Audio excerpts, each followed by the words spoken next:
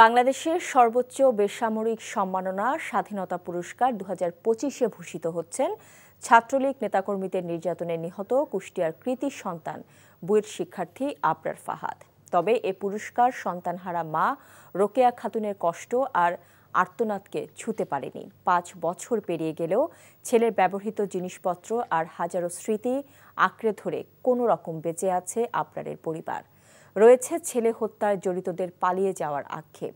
কুষ্টিয়া প্রতিনিধি সাবিনা ইয়াসমিন শ্যামলীর পাঠানো রিপোর্ট।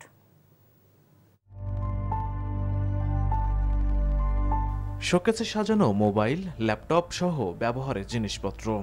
আগের মতোই রয়েছে বিছানা ও পড়ার টেবিল, শুধু নেই আবরার ফাহাদ। এর মধ্যে কেটে গেছে 5টি বছর। ছেলের ব্যবহৃত জিনিসপত্র আর হাজারো স্মৃতি আঁকড়ে কোনো রকম বেঁচে আছেন মা রোকেয়া খাতুন। সন্তানের নির্মম হত্যাকাণ্ডের কথা মনে হলে শিউরে ওঠেন। এত নির্মম ভাবে ওকে মেরেছে, শুধু এটা আমার বেশি কষ্ট হয়। ও হয়তো ওখানে যেখানে বাড়ি দিছে হাত দিতে পারে নাই, যখন ওকে বাড়ি দিছে ওর মুখ বাঁধা ছিল, মা বলতে পারে নাই, আল্লাহ বলতে পারে নাই। আমি তো এইগুলো সহ্য করতে পারি না মনে হলে। এই ঈদে জামা জুতো অ্যাক্সেসরিজের ডিসকাউন্ট।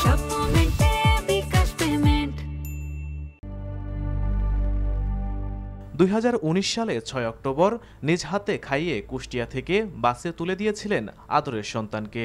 সেই দিন রাতেই বুয়েটের শেরেবাংলা হলে ছাত্রলীগের নেতাকর্মীরা অমানবিক নির্যাতন করে হত্যা করে ফাহাদকে। এ শোক আজও তাড়িয়ে বেড়ায় মাকে। এবছর রাষ্ট্রের সর্বোচ্চ বেসামরিক সম্মাননা স্বাধীনতা পুরস্কার পাচ্ছেন আবরার ফাহাদ। তবে পুরস্কার সন্তানহারা মায়ের কষ্ট আর আর্তনাদকে ভোলাতে পারেনি। ও তখন কি কষ্ট হচ্ছিল, ওর কি আমার কথা মনে হয়েছিল, এগুলোই তো সবসময় চিন্তা করি। সন্তানকে রাষ্ট্রের সর্বোচ্চ পুরস্কারে ভূষিত করায় কৃতজ্ঞ বাবা বরকতুল্লাহ। তবে সন্তান হত্যায় জড়িত আসামিদের পালিয়ে যাওয়ার আক্ষেপ জানান। আবরার ফাহাদকে যে রাষ্ট্রীয় সম্মাননা দিয়েছে, মানে স্বাধীনতা পদক, এই জন্য আমরা অন্তর্বর্তী সরকারকে আন্তরিক অভিনন্দন জানাই।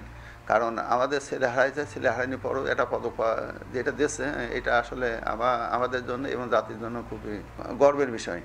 দেশের সর্বোচ্চ বিদ্যাপীঠে এমন নির্মম হত্যাকাণ্ড নাড়িয়ে দিয়েছিল কুষ্টিয়ার মানুষকে। কুষ্টিয়া স্টেডিয়ামকে শহীদ আবরার ফাহাদ নামে নামকরণ ও মরণোত্তর স্বাধীনতা পুরস্কারের ঘোষণায় বর্তমান সরকারকে ধন্যবাদ জানিয়েছেন সর্বস্তরের মানুষ।